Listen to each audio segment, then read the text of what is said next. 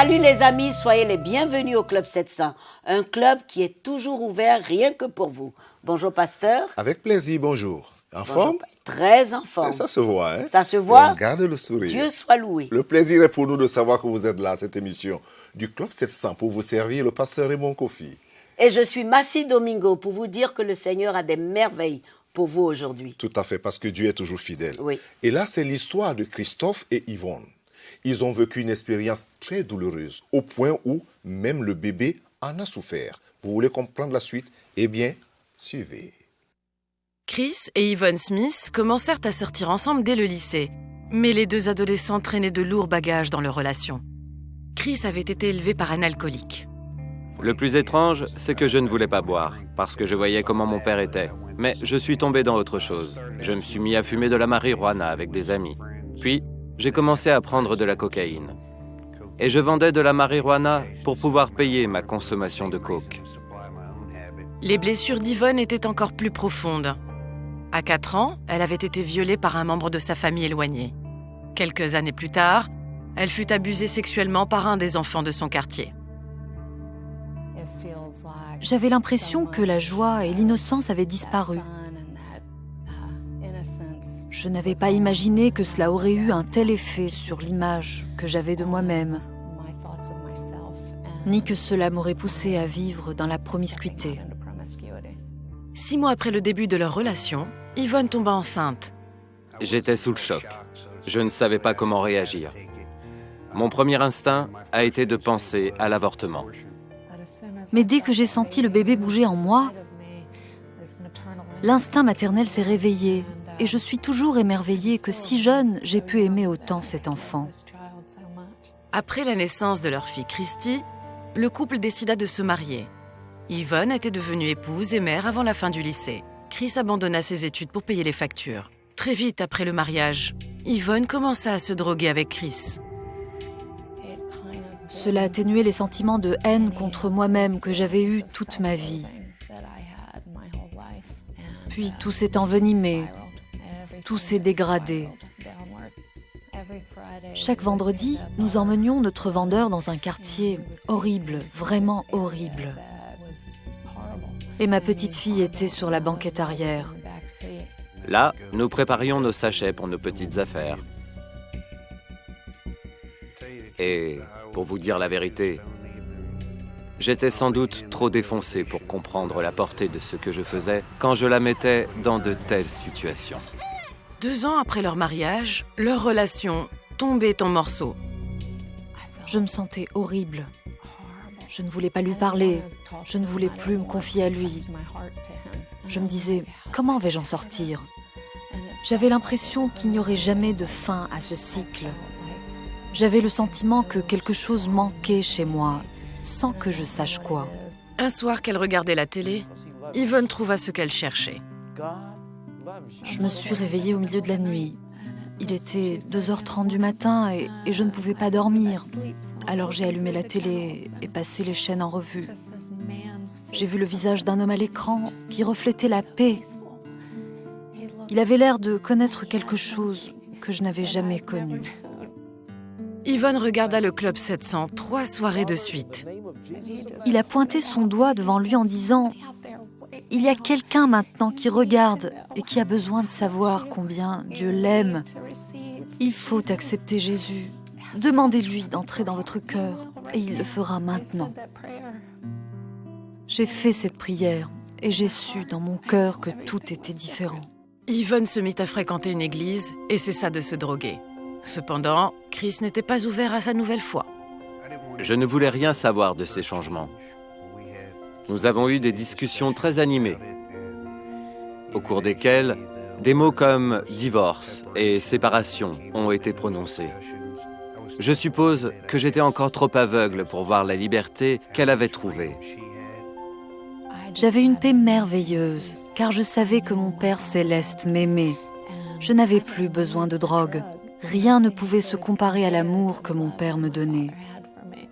Pendant 6 ans, Yvonne pria pour Chris. Il s'accrochait encore à la vie qu'il connaissait. Je priais pour qu'il vienne un jour avec moi à l'église. Et chaque fois que j'y allais, bien que la salle soit toujours pleine, Je lui gardais toujours une place libre à côté de moi. Je savais que mon mari un jour viendrait me rejoindre. Le jour de la fête des mères en 1998, Yvonne écrivait une lettre à Chris. Elle m'a écrit pour me dire combien elle m'aimait et combien Jésus m'aimait, qu'elle n'allait pas m'abandonner et que Jésus non plus ne m'abandonnerait pas. Elle me demandait de lire la prière du salut qu'elle avait jointe, ce que je fis. Et j'ai su que même si j'avais été le seul, il aurait fait tout cela pour moi. Il aurait donné sa vie pour moi. Cela me paraissait comme une éternité d'amour, de paix et de bonheur, dans mon esprit et dans mon âme. Je l'ai vu sur son visage. Il paraissait différent. Sa contenance avait changé. Son visage avait changé. J'ai eu des larmes de joie quand j'ai compris que ces 6 années avaient été payantes. Elles en avaient valu la peine. Vraiment la peine. Tous deux disent que Jésus-Christ a totalement restauré leur mariage et que la prière les a guéris de leur dépendance. Ils ont récemment renouvelé leurs vœux à l'occasion de leur 25e anniversaire de mariage. Ils ont commencé leur propre ministère, appelé Vine Life. C'est une histoire d'amour, une vraie. Une fois que nous nous sommes donnés à Jésus, nous avons pu grandir ensemble dans un amour unique, dans son amour.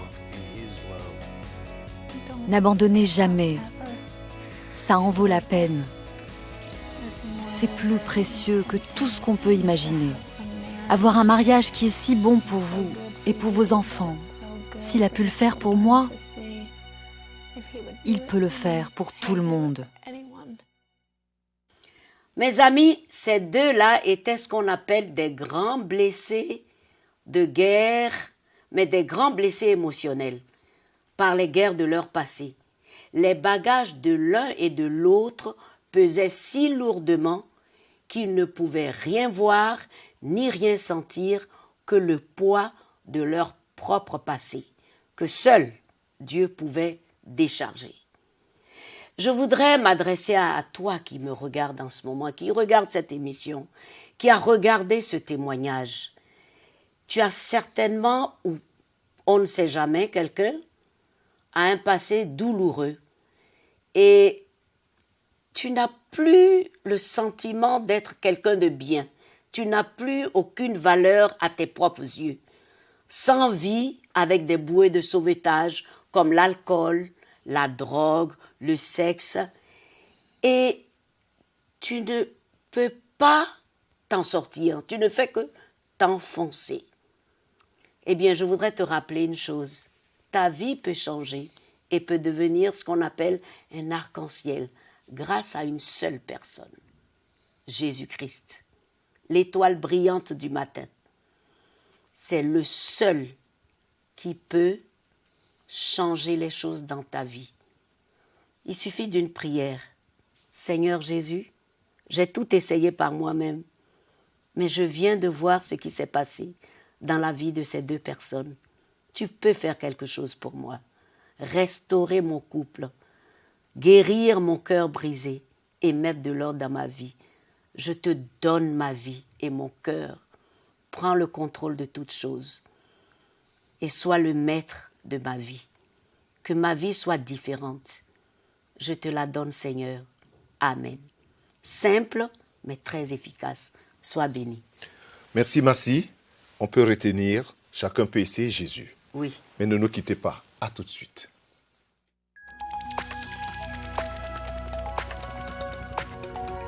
Si vous avez des questions spirituelles, des besoins de prière ou même si vous avez besoin de conseils, n'hésitez pas à nous contacter aujourd'hui à cette adresse ou au numéro suivant. Nos conseillers sont là pour vous aider. N'oubliez pas, nous sommes là pour vous.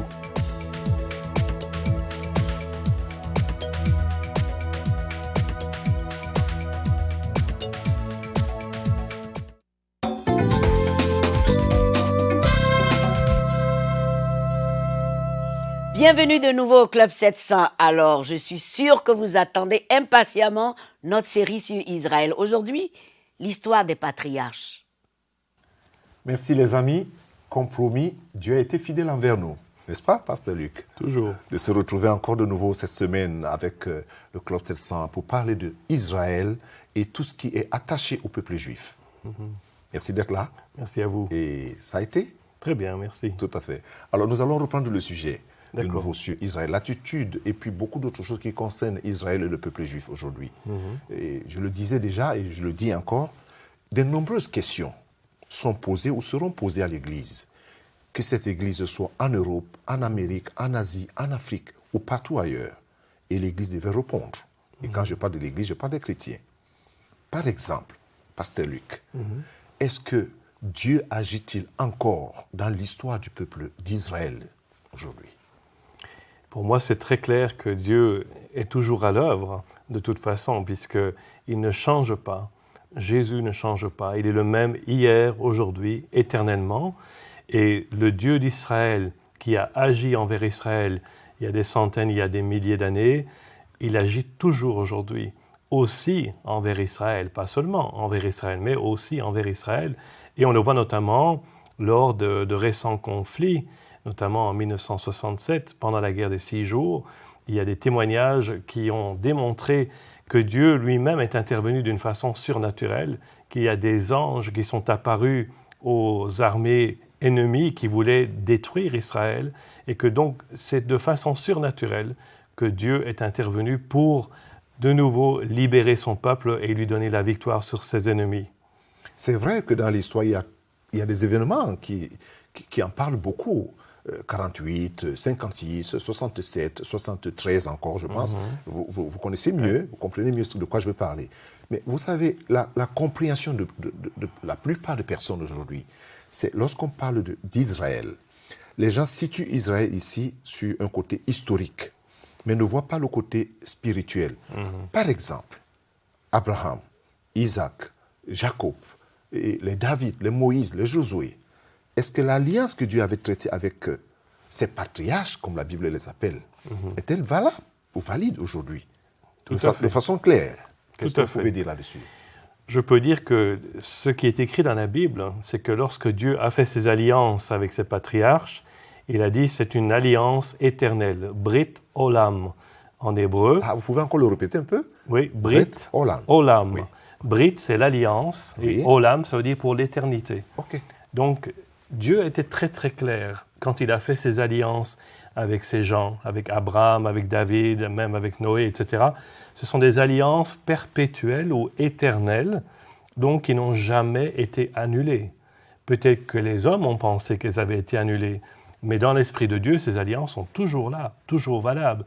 D'ailleurs, une preuve toute simple, l'alliance avec Noé, quand Dieu a dit « Je fais cette alliance perpétuelle avec toi, et voici le signe de cette alliance, c'est l'arc-en-ciel. » Et jusqu'aujourd'hui, on voit des arcs-en-ciel.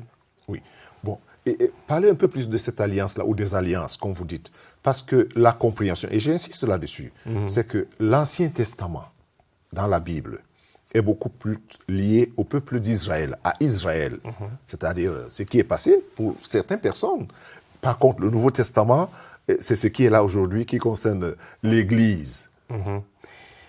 Mais je pense que c'est peut-être une façon erronée d'interpréter la chose. Voilà. Parce que Dieu a toujours choisi Israël, si bien dans l'Ancienne Alliance que dans la Nouvelle Alliance.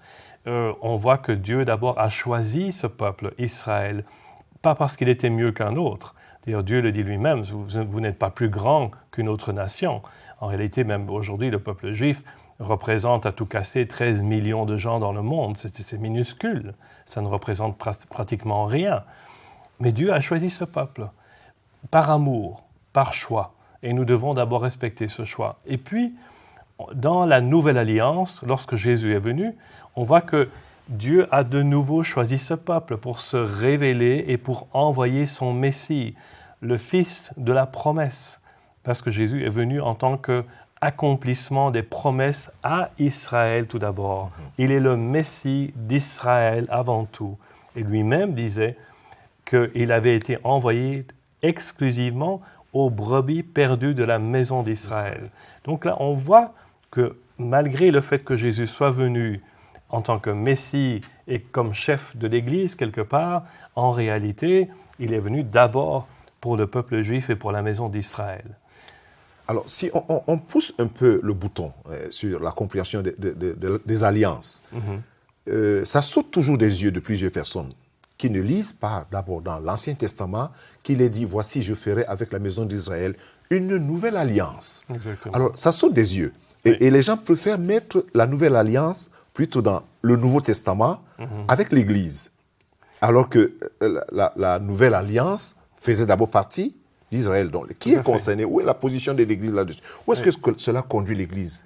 Où est-ce que l'Église se tient là-dedans? Donc, tout d'abord, ce passage que vous avez mentionné, ça se trouve dans Jérémie 31. Tout à fait. Et là, il est écrit, Dieu dit à Israël, au peuple juif, « Voici, je ferai une nouvelle alliance. » Et en hébreu, comme je l'ai déjà dit, c'est la Brit Chadasha, c'est-à-dire l'alliance renouvelée, donc qui ne vient pas remplacer l'ancienne alliance, mais qui est transformée, si vous voulez, pour qu'elle soit renouvelée et qu'elle soit un peu, on va dire, mise au goût du jour, pour s'adapter aux circonstances de notre vie d'aujourd'hui.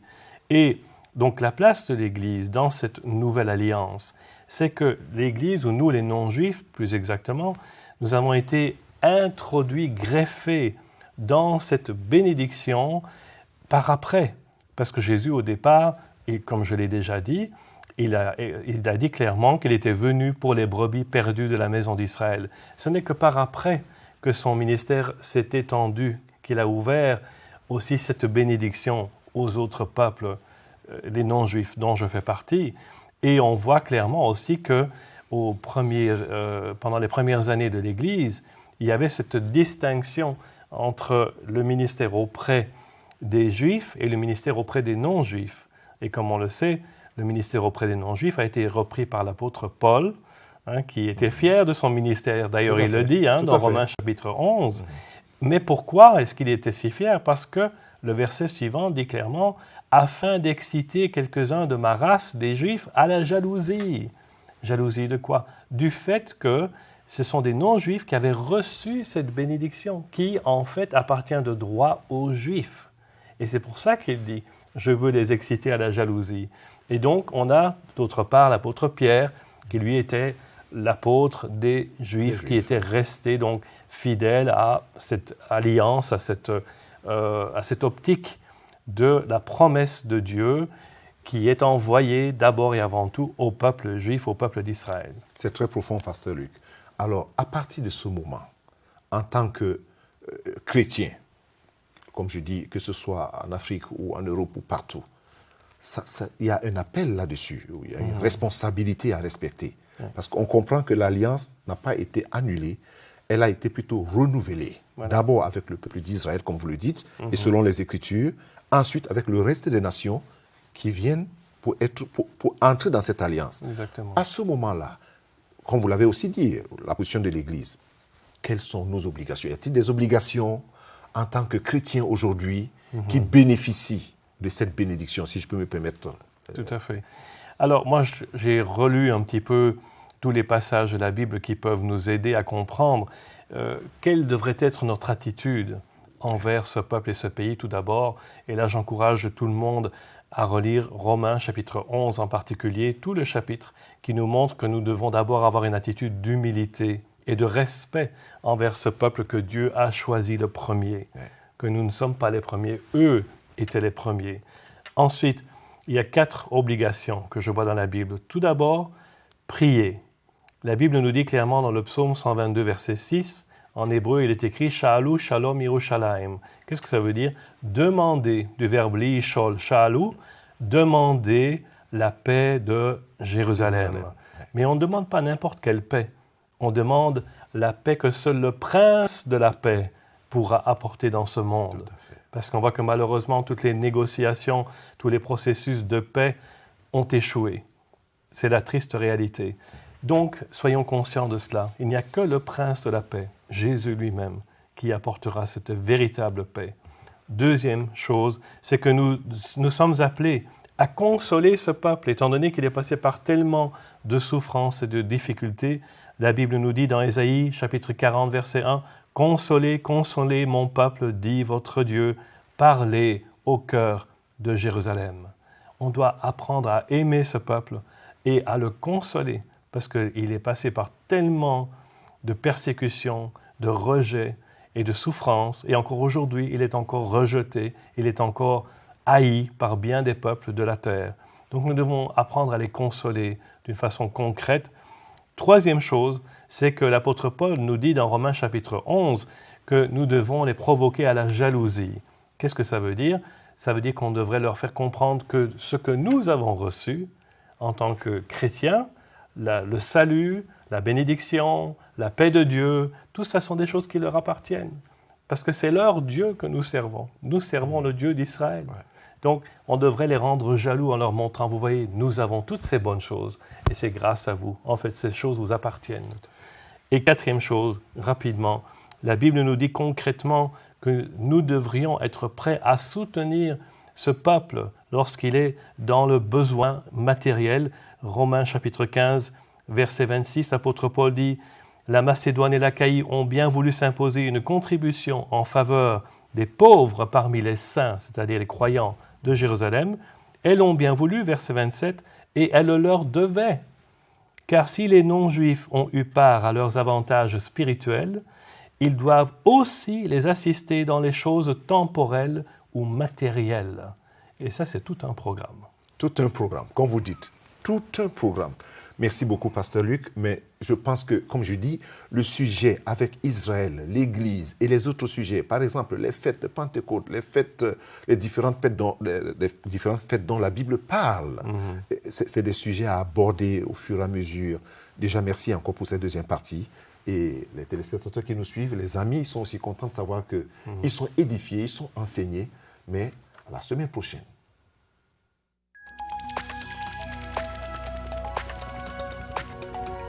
Si vous avez des questions spirituelles, des besoins de prière ou même si vous avez besoin de conseils, n'hésitez pas à nous contacter aujourd'hui à cette adresse ou au numéro suivant. Nos conseillers sont là pour vous aider. N'oubliez pas, nous sommes là pour vous.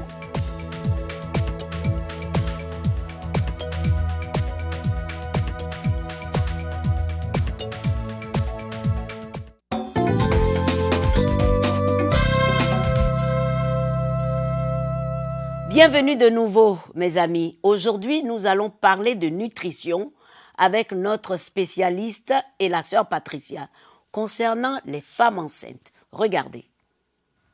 Bonjour à tous. Bonjour Aimée. Bonjour Patricia. Merci d'être là pour nous parler de nutrition et d'alimentation. Alors premièrement, pour une femme enceinte, quels sont les aliments qu'il faut privilégier ? Une femme enceinte doit manger équilibré comme toute autre personne. Donc, une alimentation saine et équilibrée. Donc, tout ce qui est aliments de 4 types, tout ce qui est féculents, céréales, manger des laitages, comme du riz, comme du pain, comme des pommes de terre. D'accord. Donc, tout ce qui est source d'énergie. Donc, elle doit manger des fruits et légumes. Oui, on a quelques exemples voilà. ici. C'est tout ça, comme fruits et légumes, pour sourcer des vitamines et des minéraux. Elle doit manger de laitage, du lait, de laitage, donc comme ici de yaourt. Du yaourt, voilà. Du lait. Oui. Donc, manger de la viande, source de protéines. Oui, donc pour de la volaille. De la volaille, du poisson. Du poisson, oui. C'est très bon le poisson. Hein. Oui, c'est très très bon. En tout cas, c'est bon pour la femme enceinte et pour son enfant aussi. Alors, est-ce qu'il y a des choses à éviter ? Oui, comme il faut éviter tout ce qui est graisse des gras, donc il faut vraiment limiter l'huile. Il faut limiter l'huile l'huile animale. Voilà. Donc il faut toujours privilégier l'huile végétale comme de l'huile d'olive s'il y a moyen, l'huile de maïs. Voilà, donc consommer aussi l'huile d'une façon modérée. Et oui. Par rapport à l'alcool, qu'est-ce qu'on peut dire ? L'alcool, c'est vraiment à proscrire pour une femme enceinte, vraiment à éviter. Tout ce qui est des bières, la bière, des coca, des boissons très sucrées, il faut vraiment éviter. Donc les sodas, il faut aussi éviter. Il faut vraiment éviter ou boire vraiment en limité. Donc voilà. Il faut privilégier l'eau par contre. L'eau et du thé sans dépasser 3-4 3-4 tasses par jour. Donc, de l'eau et du lait, au moins 2 litres par jour. 2 litres par jour, Voilà. d'accord. Donc la femme enceinte peut manger de tout. Il faut juste que ce soit équilibré, c'est ça. Donc fruits et légumes surtout à privilégier, protéines, donc des viandes, du poisson et boire beaucoup d'eau. Hein. Boire beaucoup d'eau, voilà. Sans oublier les laitages. Sans oublier les laitages. D'accord. Donc Eh bien, après, elle peut avoir conseil aussi de son gynécologue. En plus, s'il y a vraiment d'autres choses, et s'il y a d'autres D'accord. choses qui se déclarent après. Merci beaucoup Aimée. On vous retrouvera très bientôt alors pour une nouvelle rubrique sur l'alimentation. Je vous remercie. Merci. Merci pour ces questions pratiques. Attention les femmes enceintes. Voici maintenant nos questions-réponses avec le pasteur. Prêt? Oui, Pasteur, aidez-moi. Nous avons déjà 5 enfants et je ne veux plus en avoir. Puis-je prendre la contraception ou est-ce que Dieu est contre? d'abord, c'est une question de conviction, Massi. Il faut que je le dise. Et puis, la question est posée et puis à double sens. Nous avons, je ne veux plus en avoir. Il y a un problème de communication ici entre l'époux et l'épouse. Ah oui, parce qu'il faut être 2 pour Voilà. avoir des enfants. Tout à fait, parce que c'était nous avons déjà, mais Oui. maintenant je ne veux plus en avoir. Voilà. Alors il y a un problème, manque de communication. Oui. Et je pense qu'il faut que les gens fassent des choses avec conviction. Très Et bien. ne pas qu'il en parle avec son mari. Il faut 2 personnes pour avoir des enfants. Oui. Il ne faut pas commencer par nous et puis terminer par moi, je ne veux plus. Et puis, est-ce Mais que comme Dieu c'est est elle qui contre? porte. Oui, c'est elle qui porte, je sais, Massi, mais c'est 2 personnes quand même. donc- Bien sûr, Voilà. non, je comprends. Je C'était juste comprends. pour te taquiner. Oui, oui. Et je voulais dire qu'il faut que ça se traite sur la base des convictions. Très bien. Dieu est-il contre, oui ou pas? Non, Dieu n'a pas dit il faut remplir la maison ou bien je ne sais pas moi quoi, non. Ou vous rendre malade. Voilà, et il faut connaître ses limites, il faut savoir ce qu'on veut. Dieu ne va pas se mettre derrière vous avec un bâton, pourquoi tu en as fait plus, pourquoi tu en as fait moins. C'est notre Père, c'est le Dieu tendre qui nous aime. Oui, je oui, pense que c'est oui, plus, oui. c'est plus facile. Et puis, deuxièmement, Massi, je voudrais dire à tous les couples de passer toujours du temps dans la prière, à porter la question devant le Seigneur, posez-lui la question et puis attendez la réponse du Seigneur. C'est beaucoup plus propre. comme Oh, ça. j'aime ça. Attendez la réponse du Seigneur. C'est beaucoup plus propre. Oui. Quand ça vient de Dieu, on est beaucoup plus au repos et avec conviction, Et on a cette paix. n'est-ce pas? Heureusement, le temps. Merci beaucoup, pasteur. Ah, j'ai beaucoup aimé. J'espère que vous avez beaucoup appris, apprécié les choses du Seigneur. Merci d'être resté en notre compagnie. Semaine prochaine, même chaîne, même heure. Écrivez-nous. L'adresse est sur votre petit écran. Et surtout, envoyez vos questions. Que Dieu vous bénisse. Toute la technologie à votre disposition. Au revoir, pasteur. On garde le même plaisir. Oui. Au revoir, les amis.